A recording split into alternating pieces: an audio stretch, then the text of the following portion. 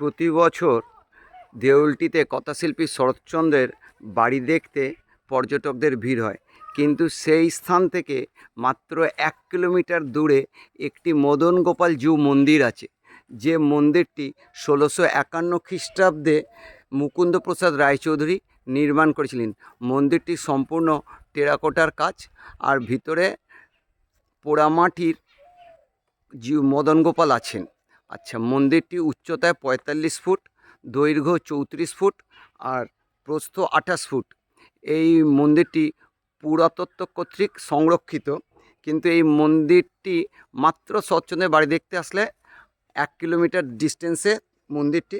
জায়গাটার ঠিকানাটা হচ্ছে মেল্লাগ্রাম দেউলটি। যারা আসবেন পর্যটকরা ওখান থেকে 1 কিলোমিটার দূরে এই মন্দিরটি দেখতে আসতে পারেন, খুব ভালো লাগবে। দুপুর 1টা পর্যন্ত মন্দিরটি খোলা থাকে।